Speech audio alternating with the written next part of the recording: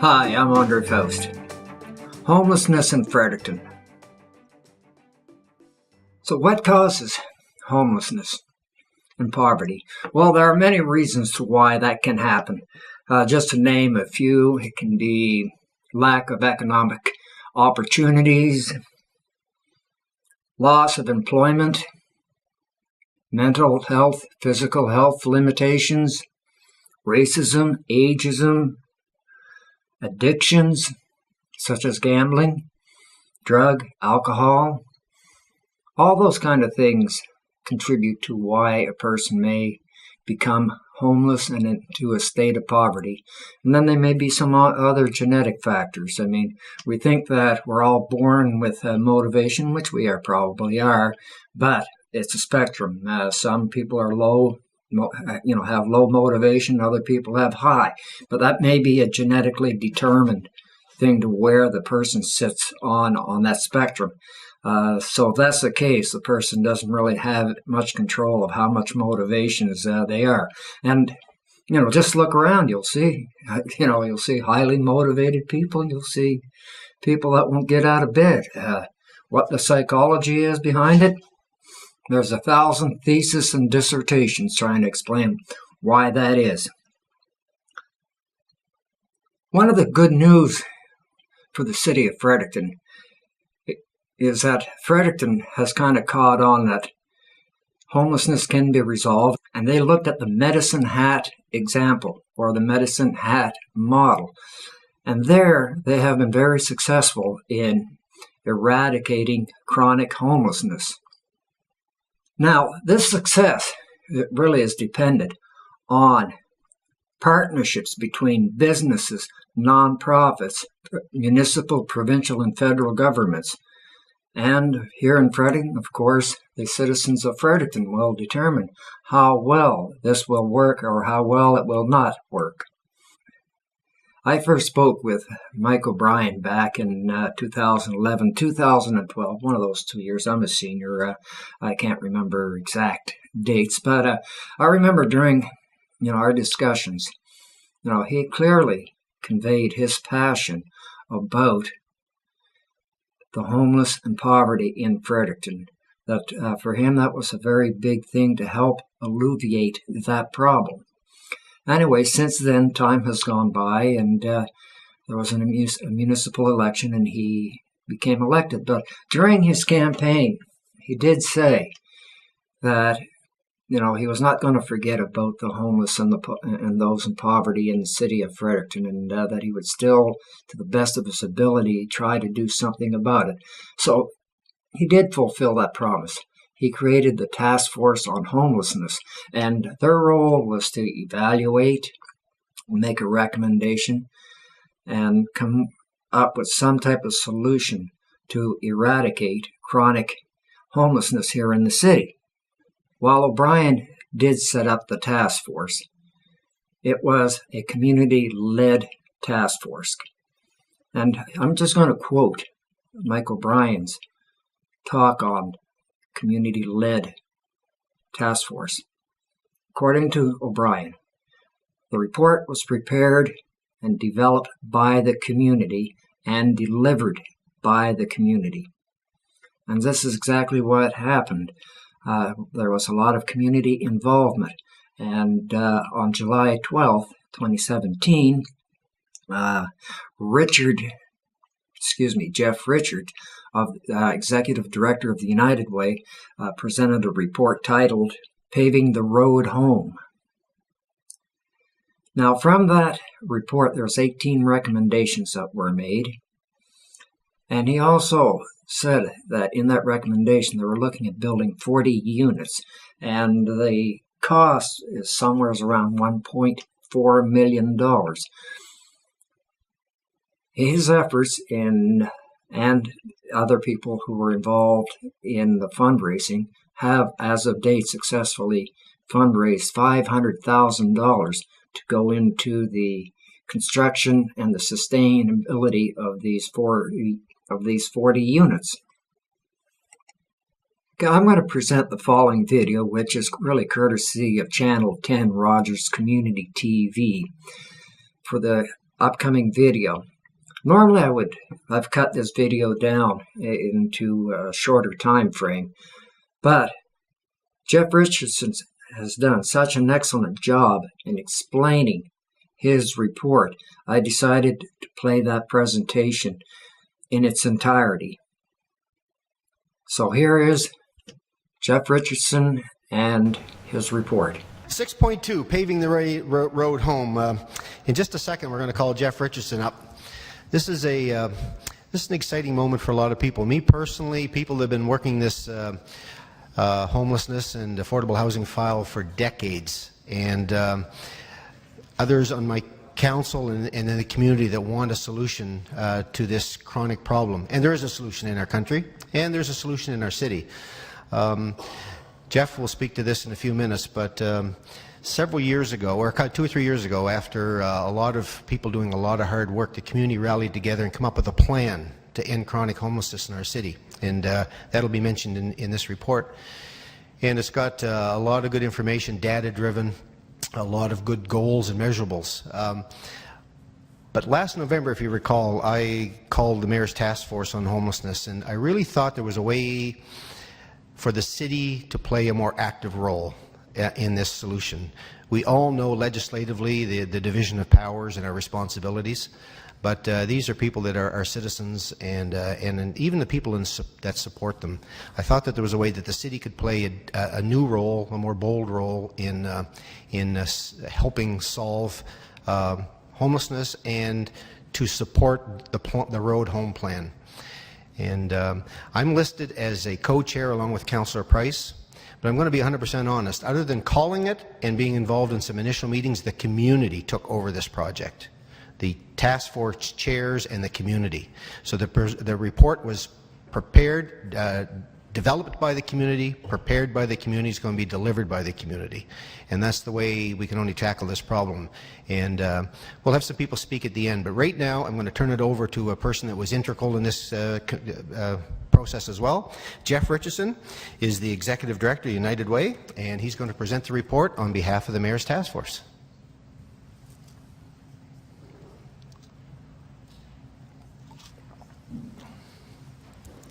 Thank you so much, Your Worship, and thank you, councillors. It's a real honor to be able to present this report this evening.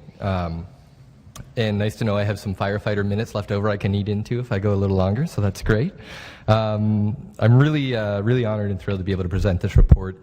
It represents the cumulative work, as Mayor O'Brien said, of a diverse and dedicated teams of individuals who work to identify key actions within the city's jurisdiction that could support the vision of ending chronic and episodic homelessness in Fredericton. At United Way, our focus is on the supporting healthy development of communities, and we support that through a vital network of programs, services, and strategies. And they all only work when we have everyone at the table, the business folks, the politicians, the social services sector, community members, volunteers, to create real community impact. In my time with the United Way, I've observed that that's when we make real change, when we have real impact, is when everyone gets together. Together we are a possibility, and our impact is strengthened when we adopt a laser-like approach to solve a common problem, and homelessness in Fredericton is one such unifying problem. So under the umbrella of the task force, many of the usual suspects stepped forward to identify ways our city can support an end to homelessness, and surprisingly and I think inspiringly, so did many unusual suspects. Through the 5-month process, we've seen formerly homeless individuals join forces with business leaders, investment brokers and financial analysts working with the philanthropic community. We've seen architects and planners consulting with city staff, and we've seen leaders from over 40 different faith-based organizations working collaboratively. It's an unprecedented effort that's brought forward a number of strong and relevant and bold recommendations that we hope will guide our municipality toward a more prosperous and livable community for everyone living here. The coming together of the unusual suspects, the giving of their time, their money, and their expertise shows that homelessness does matter to Frederictonians, and that we know solutions do exist. So, our joint community effort, I think, shows that we recognize that our status quo response to homelessness requires more. Far too often, those with the most complex needs and barriers become trapped in a long-term, reoccurring homelessness. Local data shows us that approximately 15% of the 750 or so individuals who found themselves homeless here in Fredericton last year have been stuck in a long-term cycle of couch surfing to streets, to shelters, to rooming houses, to streets, and repeat. And our 2016 homeless count showed that the average length of stays on our streets to shelters was 34.8 months. We know that the longer a person remains on the streets, the more complex the challenges they're likely to have to deal with. For this reason, that 15%, those folks that become chronically or episodically homeless, rely on or come in contact with emergency services and institutional services with much greater frequency. And of course, it's more costly and a less effective way of addressing homelessness. Further, the status quo response often requires that folks deal with their own issues before they can be housed, with addictions or with mental health, before being able to access housing. However, it's been proven that people are far better equipped to deal with such challenges if they are first housed. This is as true for me as it is for you, as it is for anyone. So we know that providing intensive supports along with safe, affordable housing to those who have experienced persistent homelessness not only makes good moral and social sense, it's also less expensive than the way we're currently going about it. And we know it works. Our own federal government supported the world's largest study on Housing First and saw remarkable outcomes. Not only did Housing First break the cycle of homelessness, it also saved a massive amount of funding and resources used on costly emergency and institutional services. The Mental Health Commission of Canada, for example, found that for every $10 invested in Housing First, there was a saving of $21.73 in social net spending. Even closer to the home, across the river here, our own John Howard Society provided Housing First style supports to 12 people in our community who had experienced chronic and episodic homelessness. And what they saw was a staggering 83% reduction in emergency services use in just the first year. That one change, that Housing First approach, created a $273,000 reduction in social net spending, even after accounting for the initial costs of housing and supports. So to further illustrate how Housing First works, we'll walk down a sort of the literary trope, a little Dickens here for A Tale of Two Cities, and we'll talk about Fredericton, New Brunswick, and Medicine Hat, Alberta. Two beautiful cities nestled into rivers, each with a population of roughly 60,000 each with a men's shelter with a 25-bed capacity. However, Fredericton uses a largely emergency service response to homelessness, while Medicine Hat uses a Housing First approach. What we see in this is the average length of stay, as we discussed for Fredericton, is 34.8 months versus Medicine Hat, who now has an average shelter stay down to an average of 10 days or less. Housing First is data-driven, it has been proven to work, and it's happening, and communities can improve their response to homelessness. So as you know by now, we have our own plan, as Mayor O'Brien mentioned, the Road Home, a community-based plan to end sustained homelessness in Fredericton that was developed by the Community Action Group on Homelessness. The report identifies the number of affordable housing units we need to create, the number we need to repurpose, the specific types of programs and services that we need to foster, and the philosophies that underpin the Housing First model. And by following the map, our community will not only be able to end homelessness, we will also be able to save $12 million in emergency service spending in the first 9 years as compared with our current approach. Since the launch of the Road Home, we've already seen some results. We've seen a 31% reduction in shelter usage. We've seen a 52% increase in organized departures from the street and from shelters. We've seen the adoption of a common intake and assessment model. We've seen increased outreach capacity and the creation of an intensive case management system and team for Housing First. All of that said, we still have a long road ahead of us, and there's a role for everyone to play at every level of government. So there are many components to a Housing First system, many of which fall outside the traditional scope of a municipality. However, housing affordability is one of the biggest barriers to creating a Housing First response to homelessness. Without affordable housing, an end to homelessness just isn't possible. So the task force members recognize that municipal governments can play a critical role in this area, through regulatory frameworks and through purposeful land use. This is why a great deal of the task force's recommendations focus on modifying our existing regulatory framework and inviting innovative land use as a means of promoting the vision set out in the road home. Municipalities have the capacity and the power to build for housing first, and you can help pave the road for the work that's about to come. And the time for doing so is now. There's unprecedented community support as witnessed in the creation of this task force, and there are increases in federal investments in housing infrastructure. Many of these opportunities are time limited, so it's incumbent upon us to seize the opportunity to mobilize federal, provincial, and local investments in social infrastructure and build a model of sustainability for our community. So the 18 recommendations that are set out by the task force in the final report show how our city can ready the ground so that we are best equipped to work with the province and with the federal government and private and nonprofit partners. Some of these recommendations include reducing parking requirements for housing first constructions.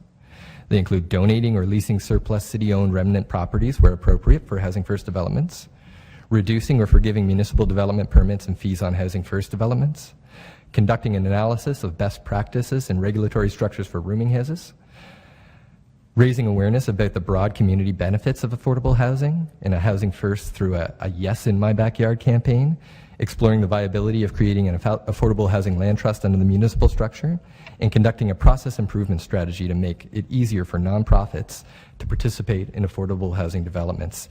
These recommendations in the full report are accessible online on the city's website and at www.roadhomefredericton.com. So in addition to the recommendations, while the primary function of the task force was to identify these action items that fall within the city's jurisdiction, task force members reached beyond their initial mandate and created partnerships and initiatives that will continue to benefit our community long after the work of the task force is complete. They include things like a fully developed housing model that offers nonprofits a cost-effective design and roadmap with built-in flexibility to meet specific requirements of a neighborhood or a tenant's needs, and that's now freely available to any organization in our community. Relying on best practices, task force members identified ideal corridors for the creation of housing first developments in our community, and this tool can be used to guide the future work of potential developers and housing first funders. And initiatives included a funders network, which entailed bringing together funders from government and the philanthropic community in an unprecedented way to promote housing first initiatives. And finally, we had incredible engagement from our faith community, from the faith-based homeless serving network. Faith-based communities have long provided supports to the most vulnerable in our community, but now that effort is in the process of becoming more collaborative and more effective as a result. I'm also really thrilled to share that the United Way and the Fredericton Community Foundation have come together and have partnered in creating a fund designed to provide capital for the construction of housing first developments in our community and to serve as an enduring endowment that will support the long-term sustainability of these. The goal is to raise $1.4 million to enable the creation of 40 new housing first units in Fredericton, and raised funds will be used to leverage additional provincial and federal investments to create a model of sustainability. Community business leaders and individuals have stepped forward to create the Housing First Fund Campaign Council, which is the mechanism that will drive this fundraising and efforts for the fund. Our campaign council members have individually each pledged $35,692 to kickstart the fund and to challenge others in their network to do so as well and to participate in this and change the way that we address homelessness in our community. The fund has already been actively soliciting and has already quietly raised approximately $500,000 towards this initiative.